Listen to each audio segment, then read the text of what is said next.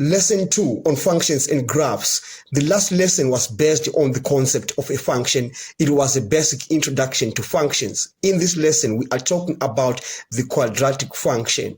Please subscribe, like, share, and comment. The general form of a quadratic function is written in this manner. Fx is equal to ax squared plus bx plus c. That can also be written as y is equal to ax squared plus bx plus c, because y is a function of x. Now, when you complete the square on this quadratic function, you are going to get y is equal to ax plus p squared plus q. And on how to complete the square, check out my playlist on equations and inequalities on this channel. I'll give you the links to those lessons in the comment sections. Now, we need to investigate the effects of the parameters a, p, and q on the parabolic graph that describes a quadratic function. Now, let's look at the effect of a on the graph. A determines the shape of the graph. When a is greater than 0, the graph is concave up, so it assumes this shape, and it has a minimum turning point. But when a is less than 0, the graph is concave down, so it has this shape, and it has a maximum turning point.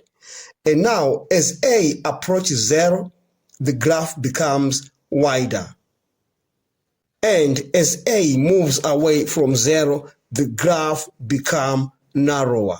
Let's look at the effect of p on the graph. P represents a horizontal shift.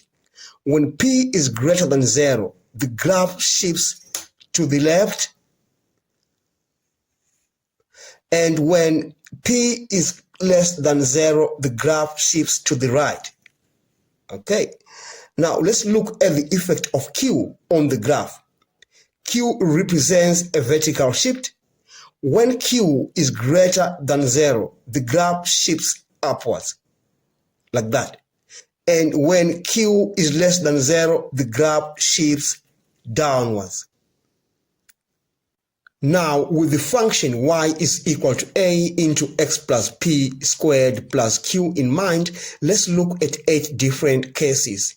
In case 1, we have a is less than 0, p is greater than 0, and q is less than 0. Now let's place our graph at the origin. Now that we know a is less than 0, the graph is concave down. Okay, and we know in that case p is greater than 0. So when p is greater than 0, the graph shifts to the left, p units. All right, and when q is less than 0, the graph shifts vertically downwards, q units. All right. So this is the graph for the first case, where we have a is less than 0, p is greater than 0, and q is less than 0. Now let's look at case 2. In case 2, a is less than 0, p is greater than 0, and q is greater than 0. So a is less than 0, the graph is concave down. So let's start at the origin. A is less than 0, and then p is greater than 0. It shifts to the left horizontally, p units. But q is greater than 0 in this case, so the graph is going to move upwards, q units, to that point. Then that is the graph of case 2. Now let's look at case 3. In case 3, we have a is less than 0. So let's start at the origin. It's concave down. We have a is less than 0, p is less than 0, and q is less than 0. So let's look at the case of p. P is less than 0, so the graph shifts horizontally to the right. Okay, but we have q is less than 0, so it moves vertically downwards, q units. So that is the graph for case 3, where we have a is less than 0, p less than 0, and q less than 0. Now let's look at case 4. Again, in case 4, a is less than 0, P is less than 0 and Q is greater than 0. When A is less than 0, the graph is concave down. Okay, so let's start at the origin. A is less than 0. But P is less than 0 as well, so the graph shifts to the right P units.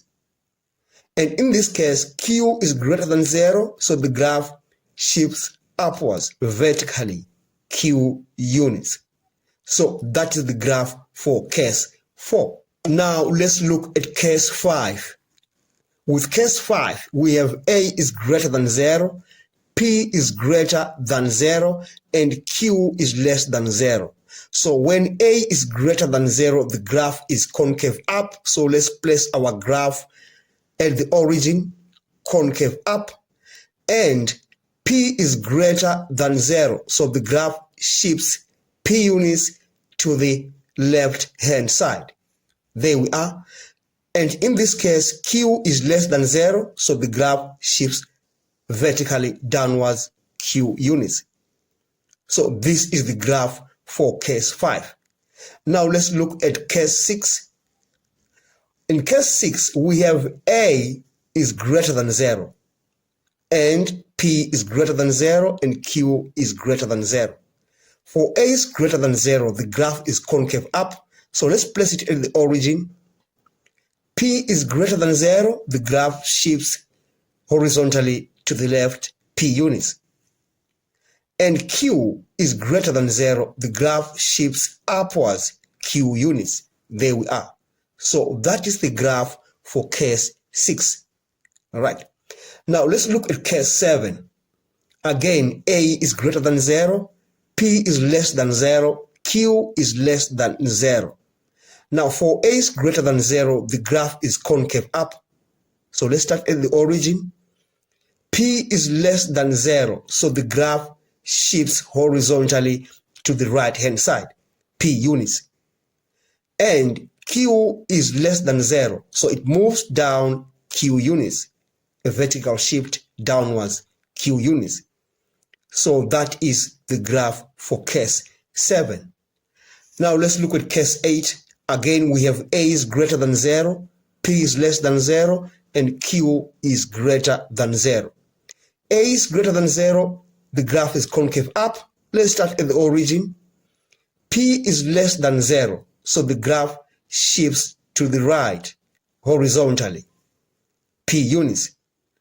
And Q is greater than 0, so the graph shifts Q units upwards vertically.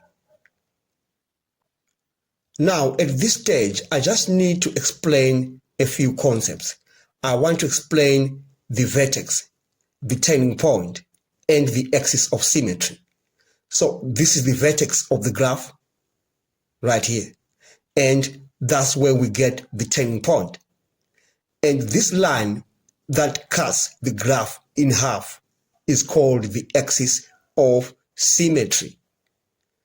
And to find the turning point of the graph, you are going to say the turning point is equal to open bracket minus P, Q.